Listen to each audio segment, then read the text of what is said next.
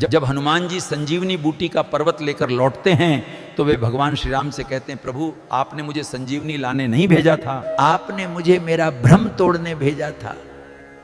भगवान ने पूछा कौन सा भ्रम हनुमान? हनुमान जी बोले ये भ्रम कि मैं ही आपका सबसे बड़ा भक्त हूं, कि राम नाम का सबसे सच्चा जप करने वाला मैं ही हूं। हनुमान जी आगे कहते हैं, प्रभु मुझसे भी बड़े भक्त तो भरत जी हैं। जब मैं संजीवनी लेकर लौट रहा था तो भरत जी ने मुझे बाण मारा और मैं मूर्छित होकर गिर पड़ा।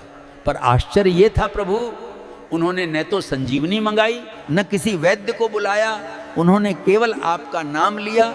और भरत जी ने कहा यदि मन वचन और कर्म से मेरा प्रेम श्री राम के चरणों में निष्कपट है, यदि रघुनाथ मुझ पर प्रसन्न हैं तो ये वानर अभी स्वस्थ होकर उठ खड़ा हो। हनुमान जी कहते हैं प्रभु उनके इतना कहते ही मैं उठ बैठा।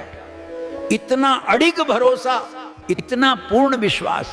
सच में प्रभु आपके नाम पर भरत जी जैसा भरोसा किसी का नहीं।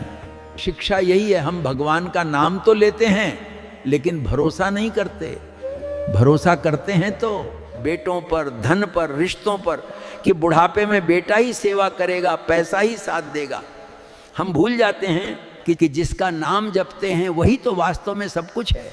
दूसरी बात प्रभु, हनुमान जी कहते हैं जब बाण लगा प्रभु तो मैं गिरा, पर संजीवनी पर्वत नहीं गिरा, क्योंकि पर्वत को तो आप उठा रहे थे और मैं ये मान बैठा था कि पर्वत मैं उठा रहा हूं। उस दिन मेरा ये अभिमान भी टूट गया। यही हमारी भी भूल है। हम सोचते हैं घर की जिम्मेदारी मैं उठा रहा हूं, परिवार मेरे कारण चल रहा है। सत्य यह है कि हम न रहें तब भी जीवन चलता ही है। अंतिम सीख, जिस व्यक्ति के जीवन में शिकायतें कम होती हैं वही सबसे अधिक सुखी होता है।